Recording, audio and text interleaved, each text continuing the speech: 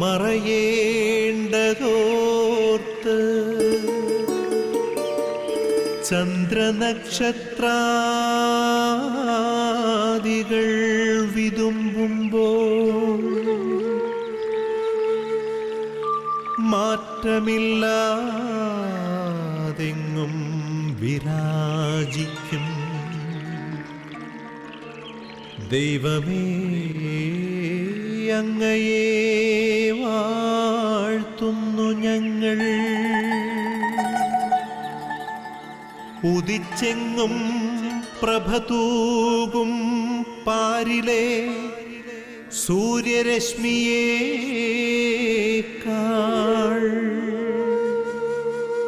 പ്രശോഭിച്ചെന്നും പ്രസാദമേകുന്ന ദൈവമേ, അങ്ങേ മഹിമാവെത്ര മനോജ്ഞം. ഈശോയിലെ ഇത്രയും സ്നേഹമുള്ളവരെ, നിങ്ങളെല്ലാവരെയും പ്രഭാത വിരുന്നിലേക്ക് സന്തോഷത്തോടും സ്നേഹത്തോടും കൂടെ സ്വാഗതം ചെയ്യുകയാണ്. നമുക്ക് ഇന്നത്തെ ഒരു ദിവസത്തെ പ്രത്യേകമായിട്ട് ഈശോയുടെ കരങ്ങളിൽ സമർപ്പിക്കുക. ഈശോ നൽകിയ ദിവസമാണ്.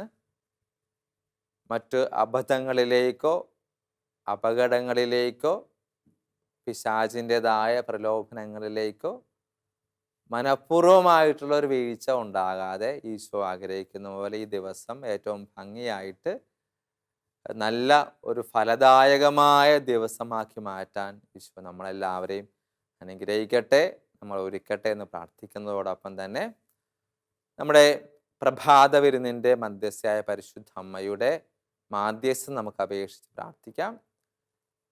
അമ്മയാണല്ലോ എന്നും നമുക്കൊരു കരുത്തായി, ബലമായി, ജപമാലയുടെ ശക്തിയായി കൂടെയുള്ളത്.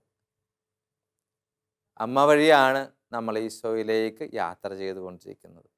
അപ്പോൾ പരിശുദ്ധ അമ്മയുടെ മാധ്യസ്ഥം നമ്മുടെ മേൽ ശക്തമായിട്ടുണ്ടാകട്ടെ എന്ന് നമുക്ക് പ്രത്യേകം പ്രാർത്ഥിക്കാം. നമുക്കൊരു നന്മ നിറഞ്ഞ മറിയമേ എന്നുള്ള പ്രാർത്ഥന ഒന്ന് ചേർന്ന് ഏറ്റുചൊല്ലാം. നന്മ നിറഞ്ഞ മറിയമേ സ്വസ്തി, കർത്താവ് അങ്ങയോടുകൂടെ സ്ത്രീകളിൽ അങ്ങ് അനുഗ്രഹിക്കപ്പെട്ടവളാവുന്നു. അങ്ങയുടെ ഉദരത്തിൻ ഫലമായി ഈശോ അനുഗ്രഹിക്കപ്പെട്ടവനാവുന്നു. പരിശുദ്ധ മറിയമേ തമ്പുരാൻ്റെ അമ്മേ, പാപികളാ ഞങ്ങൾക്ക് വേണ്ടി ഇപ്പോൾ ഞങ്ങളുടെ മരണസമയത്തും തമ്പുരാനോട് അപേക്ഷിച്ചു കൊള്ളണമേ. ആമേൻ. സ്നേഹമുള്ളവരെ, വചനം കേൾക്കാനായിട്ട് ഒരുങ്ങുന്നതിന് മുമ്പ് നമുക്കൊരു നിയോഗം സമർപ്പിക്കാം. ഇന്നത്തെ ഈ ഒരു വചനം കേൾക്കുമ്പോൾ അതിങ്ങനെ നമുക്ക് ചിന്തിക്കാം. നമ്മളുടെ ശാരീരികമായ ചില അസ്വസ്ഥതകൾ ദൈവത്തിൽ നിന്ന് അകറ്റിയിട്ടുള്ള വ്യക്തികൾ ആരെങ്കിലും ഉണ്ടെങ്കിൽ അവരെ ഒന്ന് ഓർക്കാം. അതായത് ചിലർക്ക് ഇങ്ങനെ എന്തെങ്കിലും ശാരീരികമായിട്ട് ബുദ്ധിമുട്ടൊക്കെ വരുമ്പോഴേക്കും അവർ വിശ്വാസത്തിൽ നിന്ന് അകലും. ദൈവം എന്തുകൊണ്ട് അങ്ങനെ പ്രവർത്തിച്ചു, ഇങ്ങനെ പ്രവർത്തിച്ചു എന്നൊക്കെ ചോദിച്ച് ഉത്തരവില്ലാത്ത ചോദ്യങ്ങൾ ചോദിച്ച് ഇങ്ങനെ അകന്ന് നിൽക്കുന്ന ആരെങ്കിലും നമ്മുടെ അറിവിലോ നമ്മുടെ കുടുംബത്തിലോ ബന്ധുക്കളിലോ ഒക്കെ ഉണ്ടെങ്കിൽ ആ വ്യക്തിയെ ഒന്ന് പ്രത്യേകം ഈശോയുടെ കരങ്ങളിൽ സമർപ്പിച്ച് മധ്യസ്ഥം യാചിച്ചുകൊണ്ട് നമുക്ക് പ്രത്യേകം ഒന്ന് നിയോഗം വെച്ചുകൊണ്ട് പ്രാർത്ഥിച്ചുകൊണ്ട് നമുക്ക് വചനം കേൾക്കാം. പരിമളത്തിനുറവയാം നറുസൗരഭ്യമാകട്ടെ ഞങ്ങളുമീ മണ്ണിൽ.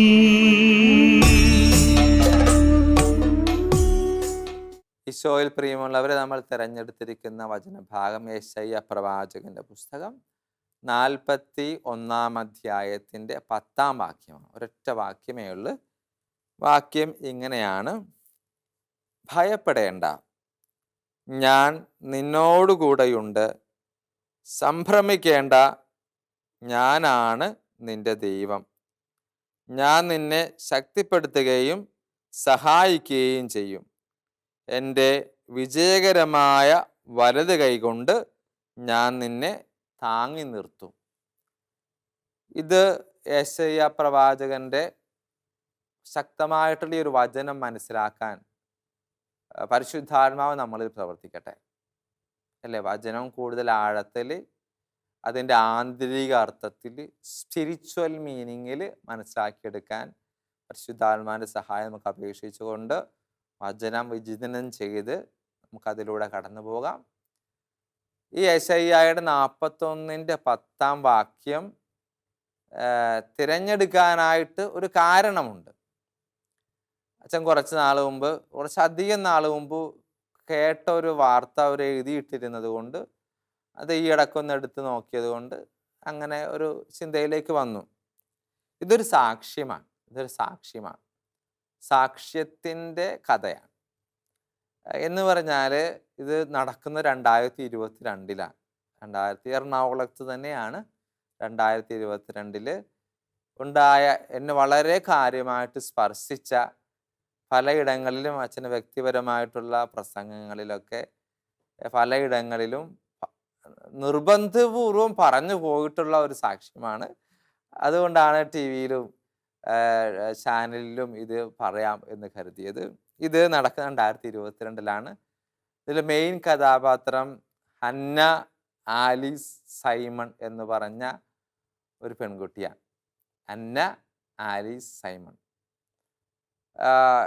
അതൊരു ഹൈലൈറ്റ് ആയിട്ടുള്ള വാർത്തയാകാനുള്ള കാരണമൊക്കെ ഇതിൻ്റെ പുറകിൽ കുറേ ഉണ്ട്. വളരെ ചുരുക്കിയാണ് പറയുന്നത്.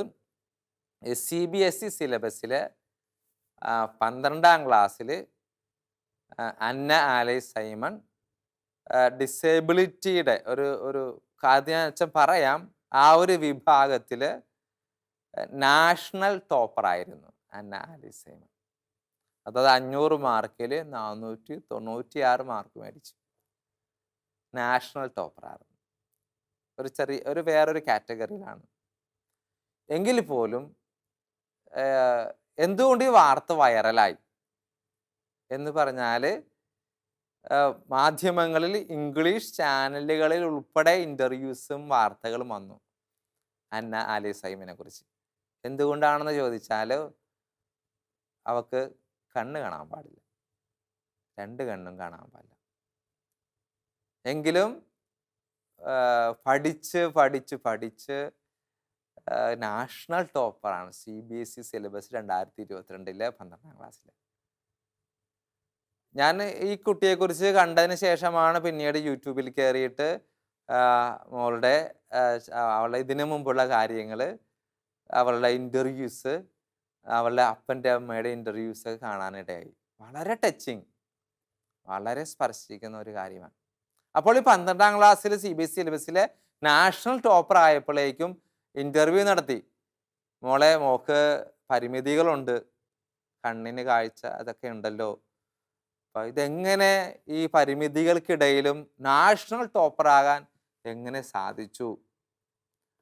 അതിന് ആ മോള് പറഞ്ഞ ഉത്തരമാണ് അച്ഛനിപ്പോൾ വായിച്ച വചനം.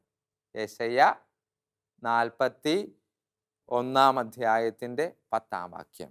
യെശയ്യ 41:10. ആ വചനം ഒന്നും കൂടി വായിക്കുകയാണ്.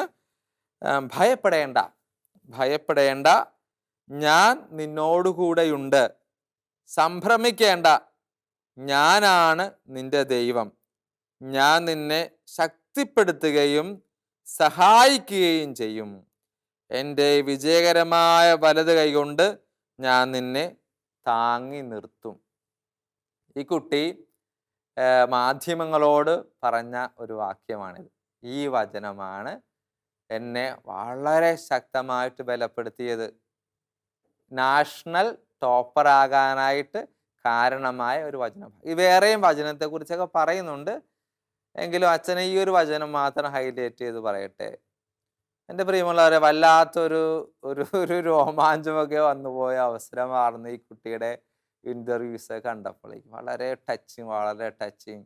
നമ്മളെ മോളെ മുഖം കാണുമ്പോൾ തന്നെ അറിയാം, കണ്ണിൽ കൃഷ്ണമണിയൊക്കെ വെള്ള കളറാണ്. അപ്പോൾ അവൾ പറയുന്നുണ്ട്, പണ്ടൊക്കെ കുട്ടികളൊക്കെ എന്നെ വളരെ മോശമായിട്ട് കളിയാക്കുമായിരുന്നു എന്നൊക്കെ പറയുന്നു കുഞ്ഞില്. പക്ഷേ ആ കുട്ടിയുടെ പ്രത്യേകത, അവൾ ഭയങ്കര സ്ട്രോങ് ഇൻ ബിലീഫ്, വിശ്വാസത്തിൽ അടിയുറച്ച് വളർന്നൊരു പെൺകുട്ടിയാണ്. അങ്ങനെയുള്ളവർക്കല്ലേ ഇങ്ങനത്തെ വചനമൊക്കെ പറയാൻ പറ്റുള്ളൂ. ഭയപ്പെടേണ്ട, സംഭ്രമിക്കേണ്ട, ഞാൻ നിന്നെ താങ്ങി നിർത്തുന്ന ദൈവം കൂടെയുണ്ട്, അല്ലേ?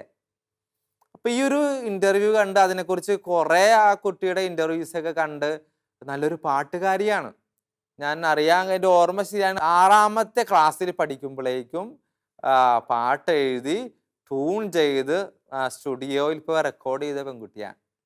കണ്ണിന് കാഴ്ചയില്ലെന്ന് ഓർക്കണം. അതും Jesus is at my side എന്നാണ് ആ പാട്ട് തുടങ്ങണത്. ഈശോ എൻ്റെ അരികിലുണ്ട്. കുടുംബം, അപ്പനും അമ്മയും വളരെ മാതൃകാപരമായ ക്രിസ്തീയ വിശ്വാസം നൽകുന്ന ഒരു കുടുംബം. പക്ഷേ ഇതിവിടെ പറയാനുള്ള കാര്യം ഇത്രയേ ഉള്ളൂ, ഈശോയ്ക്ക് മുമ്പിൽ ഒരു പരിമിതിയും ഇല്ല. ഈ കുട്ടി പറഞ്ഞത്, എന്നെ ബലപ്പെടുത്താൻ ഒരു ദൈവമുണ്ട്, എൻ്റെ കണ്ണുകൾക്ക് പോരായ്മകളുണ്ടെങ്കിൽ ആ പോരായ്മയെ നിർത്താനായിട്ട് കർത്താവ് തമ്പുരാൻ എന്നിൽ വേറെ തരത്തിൽ പ്രവർത്തിക്കുന്നുണ്ട്. യെശയ്യ 41:10, ഭയപ്പെടേണ്ട, ഞാൻ നിന്നെ താങ്ങിക്കൊള്ളാം. അതുകൊണ്ട് പ്രിയമുള്ള സഹോദരങ്ങൾ, നമ്മൾ ഈ ഒരു വചനം കേൾക്കുമ്പോഴേക്കും, ഈ ഒരു സാക്ഷ്യം കേൾക്കുമ്പോഴേക്കും കർത്താവ് തമ്പുരാൻ നമ്മളോട് പറയുന്നുണ്ട്, ഈ ഒരു കുട്ടി നമ്മളോട് പറഞ്ഞു തരുന്നുണ്ട്, വിശ്വാസത്തിൽ അടിയുറച്ച് വളരുക. പ്രതിബന്ധങ്ങളൊന്നും പ്രതിബന്ധങ്ങളാകാതെ മാറി നിൽക്കുന്ന സാഹചര്യങ്ങളും സമയങ്ങളും വളരെയധികം ഇവിടെ ഉണ്ടാവും. പിന്നെ ആ കുട്ടി പറയുന്നുണ്ട് അവളുടെ ഭാവിയെക്കുറിച്ചൊക്കെ. ഞാൻ കുറച്ചധികം നാൾ മുമ്പ് കണ്ട ഇൻ്റർവ്യൂസ് ആണ് അതൊക്കെ. +2 കഴിഞ്ഞിട്ടൊക്കെ വിദേശത്ത് പോകണം, അമേരിക്കയിൽ പോകണം, പഠിക്കണം. അതുപോലെ തന്നെ അവൾക്കൊരു പുസ്തകം എഴുതണമെന്ന് പറഞ്ഞിട്ട് വെൽക്കം ഹോം എന്ന് പറഞ്ഞ ഒരു പുസ്തകം എഴുതി പബ്ലിഷ് ചെയ്തു, അല്ലേ? എന്തൊരു അനുഗ്രഹമാണ് അതൊക്കെ. എന്നിട്ട് ആഗ്രഹം കൊണ്ട് സ്കോളർഷിപ്പ് നോട്ടർഡാം യൂണിവേഴ്സിറ്റിയിൽ, അമേരിക്കയിൽ ഏറ്റവും എക്സ്പെൻസീവായ യൂണിവേഴ്സിറ്റിയിൽ മുഴുവൻ തുക സ്കോളർഷിപ്പ് കിട്ടി അമേരിക്കയിൽ ഇപ്പോൾ പഠിച്ചുകൊണ്ടിരിക്കണായിരിക്കും എന്നാണ് ഞാൻ മനസ്സിലാക്കുന്നത്. കുറച്ച് നാൾ മുമ്പുള്ള വാർത്തയാണെങ്കിൽ പോലും. ഇതാണ് ദൈവത്തിൻ്റെ കൃപ നമ്മുടെ കുടുംബങ്ങളിലേക്ക് ഒഴുകുന്നതിന് നമ്മൾ തടസ്സം നിൽക്കരുതും എന്ന് പറയുന്നത്. നമ്മൾ വേറെ ഒരു ഇതിൻ്റെ കൂടെ നിന്ന് വായിക്കാൻ പറ്റിയ ഒരു വചനവും കൂടി അച്ഛൻ നിങ്ങളോട് പങ്കുവെക്കുകയാണ്. സങ്കീർത്തനം 139 5-ാം വാക്യം. ഇതിങ്ങനെയാണ്, മുൻപിലും പിൻപിലും അവിടുന്ന് എനിക്ക് കാവൽ നിൽക്കുന്നു, അവിടുത്തെ കരം എൻ്റെ മേലുണ്ട്. എൻ്റെ പ്രിയമുള്ളവരെ, അന്ന ആലീസ് സൈമണിനെ കുറിച്ച് നിങ്ങൾ കേൾക്കുമ്പോഴേക്കും ഇതൊരു സാക്ഷ്യമാണ്. പരിമിതികളുള്ള ഒരു മോളുടെ സാക്ഷ്യമാണ്. മുൻപിലും പിൻപിലും കർത്താവ് കാവൽ നിൽക്കുന്നുണ്ട്. അവിടുത്തെ കരം, വിശുദ്ധ ഗ്രന്ഥത്തിലെ കരം എന്നുള്ള വാക്ക് ഉപയോഗിക്കുമ്പോൾ ഓർത്തു, അത് പരിശുദ്ധാത്മാവിനെ സൂചിപ്പിക്കുന്നതാണ്. കർത്താവിൻ്റെ കരം നിങ്ങളുടെ മേലുണ്ട്, മുൻപിലും പിൻപിലും ഉണ്ട് എന്ന് പറയുമ്പോഴേക്കും. അതുകൊണ്ട് ഈ മോള് നമുക്ക് എന്നും ഒരു മാതൃകയായിരിക്കട്ടെ, അല്ലേ? കണ്ണിന് കാഴ്ചകളില്ലാതിരുന്നിട്ട് പോലും ദൈവത്തെ സ്തുതിച്ച് ഇൻ്റർവ്യൂകളിലൊക്കെ യേശു അപ്പച്ച എന്നാണ് ആ കൊച്ചു വിളിക്കുന്നത്. വളരെ സ്നേഹത്തോട്, വളരെ വിശ്വാസത്തോടു കൂടി. അപ്പം നമുക്കും പ്രാർത്ഥിക്കാം ഈ വചനം കേട്ടുകൊണ്ട് ഈശോയെ വചനം കൂടുതൽ ആഴത്തിൽ മനസ്സിലാക്കാനും അന്ന ആലീസ് സൈമണിനെ പോലെ സാക്ഷ്യം നൽകുവാനൊക്കെ പറ്റട്ടെ എന്ന് നമുക്ക് അല്പനേരം ഒന്ന് പ്രാർത്ഥിക്കാം. ആബാ പിതാവേ, സ്നേഹാഗ്നിയാൽ ജ്വലിക്കട്ടെ മക്കളാ ഞങ്ങളെല്ലാം.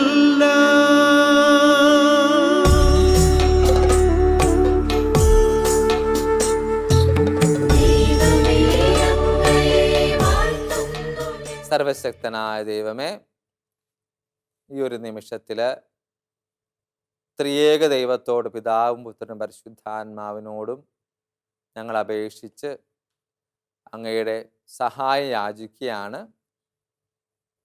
ഞങ്ങൾക്കും സാക്ഷ്യം നൽകാൻ കഴിയട്ടെ എന്ന്, യേശുവിന് വേണ്ടിയുള്ള സാക്ഷ്യം ജനങ്ങൾക്ക് മുമ്പിൽ, കുടുംബത്തിന് മുമ്പിൽ, മറ്റു വിശ്വാസികളുടെ മുൻപിൽ യേശു തമ്പുരാൻ കൂടെയുണ്ടെന്നും ഭയപ്പെടേണ്ട, സംഭ്രമിക്കേണ്ട, കയ്യിൽ ഞാൻ താങ്ങിക്കൊള്ളാമെന്ന് പറയുന്ന ദൈവത്തിൻ്റെ സാക്ഷ്യപ്പെടുത്തൽ നമുക്കെല്ലാവർക്കും നൽകുവാൻ കഴിയട്ടെ. പ്രത്യേകിച്ച് സ്വർഗത്തിലുള്ള എല്ലാ നിവാസികളോടും നമുക്ക് സ്വർഗത്തോട് ചേർന്ന് മാധ്യസ്ഥം അപേക്ഷിക്കാം.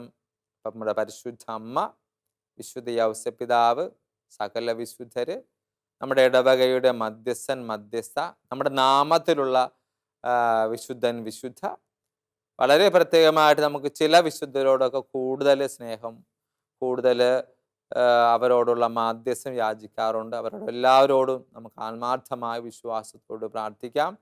കർത്താവെ, കൂടുതൽ ആഴത്തിൽ വളരാനും സാക്ഷ്യം നൽകാനും ഞങ്ങളെ ഒരുക്കണമേ. കർത്താവായ ക്രിസ്തു വഴി ഞങ്ങൾ സമർപ്പിക്കുന്ന പ്രാർത്ഥന കേട്ടുരളയണമേ. ആമേൻ.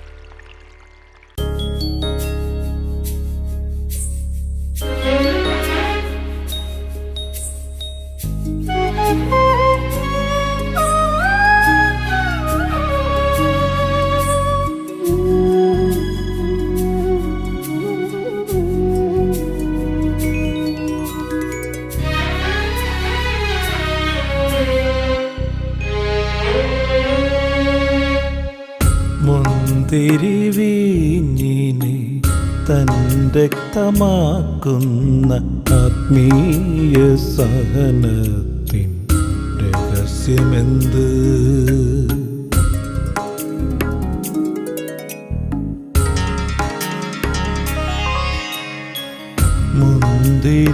മുന്തിരിവീഞ്ഞിനെ തൻ രക്തമാക്കുന്ന ആത്മീയ സഹനത്തിൻ രഹസ്യമെന്ത്? നറും ഗോതമ്പപ്പത്തെ താനാക്കി മാറ്റുന്ന, നറും ഗോതമ്പപ്പത്തെ താനാക്കി മാറ്റുന്ന കുരിശിലെ യാഗത്തിൻ അർത്ഥമെന്ത്? അതു നിനക്കേ അറിയൂ, നിനക്കു മാത്രമേ അറിയൂ.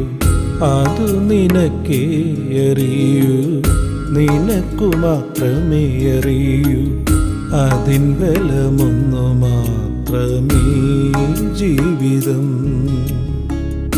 അതിൻ ബലമൊന്നു മാത്രമേ ജീവിതം. മുന്തിരി വീഞ്ഞിനെ തൻ രക്തമാക്കുന്ന ആത്മീയ സഹനത്തിൻ രഹസ്യമെന്ത്? രഹസ്യമെന്ത്?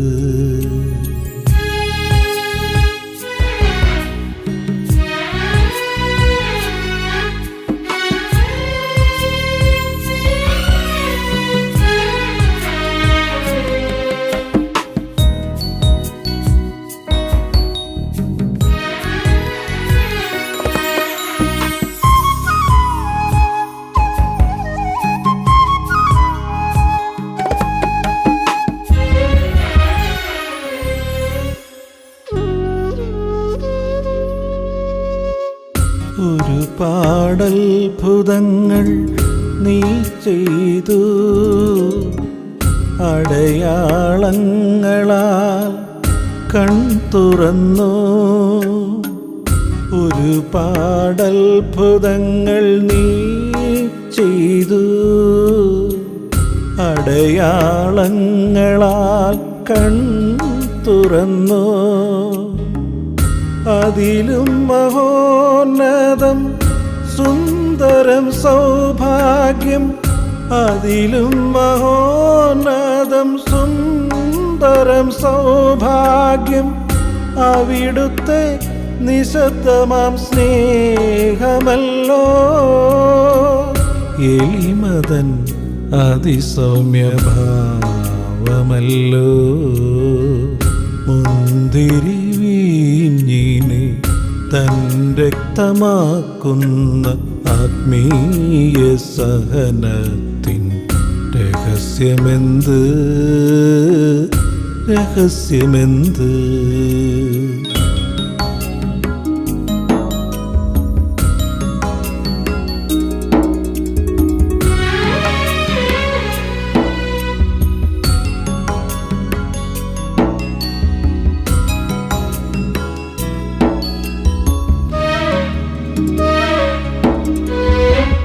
കാനായിലെ വെള്ളം വീഞ്ഞായി, കടലിനു മീതെയും നീ നടന്നോ? കാനായിലെ വെള്ളം വീഞ്ഞായി, കടലിനു മീതെയും നീ നടന്നോ? പ്രകൃതി പദാർത്ഥമെല്ലാം നിൻഹിതം പോൽ മാറി, പ്രകൃതി പദാർത്ഥമെല്ലാം നിൻഹിതം പോൽ മാറി, അവിടുന്നിൽ ദൈവസ്വരം കേട്ടറിഞ്ഞു. എളിമയോടവയെല്ലാം അനുസരിച്ചു. മുന്തിരി വീഞ്ഞിനെ തൻ രക്തമാക്കുന്ന ആത്മീയ സഹനത്തിൻ രഹസ്യമെന്ത്? നറും ഗോതമ്പപ്പത്തെ താനാക്കി മാറ്റുന്ന, നാറും ഗോതമ്പപ്പത്തെ താനാക്കി മാറ്റുന്ന കുരിശിലെ യാഗത്തിൻ അർത്ഥമെന്ത്? അതു നിനക്കേ അറിയൂ, നിനക്കു മാത്രമേ അറിയൂ. അതു നിനക്കേ അറിയൂ, നിനക്കു മാത്രമേ അറിയൂ. അതിൻ ബലമൊന്നു മാത്രമേ ജീവിതം, അതിൻ ബലമൊന്നു മാത്രമേ ജീവിതം. മുന്തിരി വീഞ്ഞിനെ തൻ രക്തമാക്കുന്ന ആത്മീയ സഹനത്തിൻ രഹസ്യമെന്ത്, രഹസ്യമെന്ത്, രഹസ്യമെന്ത്?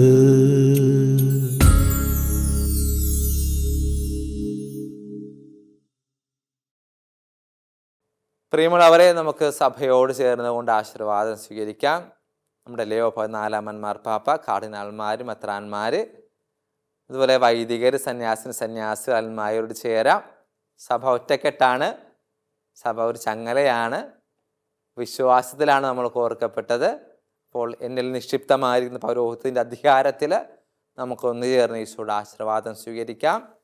കർത്താവ് നിങ്ങളോടുകൂടെ, അങ്ങേ ആത്മാവോടും കൂടെ. സർവശക്തനായ ദൈവം പിതാവും പുത്രനും പരിശുദ്ധാത്മാവും നിങ്ങളെല്ലാവരെയും അനുഗ്രഹിക്കുമാറാകട്ടെ. ആമേൻ. സ്നേഹമുള്ളവരെ, നമുക്ക് പ്രാർത്ഥനയിൽ ശക്തിപ്പെട്ട് ബലപ്പെട്ടുകൊണ്ട് മുന്നോട്ട് പോകാം. മരിയം കൂടാതെ നമുക്ക് വേണ്ടി ജപമാല സമർപ്പിച്ച് പ്രാർത്ഥിക്കുന്നവർ നമുക്ക് ഓർക്കാം. നമുക്കും പരസ്പരം പ്രാർത്ഥിക്കാം. ജപമാല സമർപ്പിച്ച് പ്രത്യേക ഗുഡ്നസ് TV-യിലൂടെ, പ്രഭാത വരുന്നതിലൂടെ, ഡിവൈൻ റിട്രീറ്റ് സെൻ്ററിലൂടെ കൂടുതൽ ദൈവത്തെ അറിയാനും അനുഭവിക്കാനും എല്ലാം നമുക്ക് സാധിക്കട്ടെ എന്ന് പ്രത്യേകം പ്രാർത്ഥിക്കാം. എല്ലാവർക്കും നല്ലൊരു ദിവസം ആശംസിക്കുന്നു.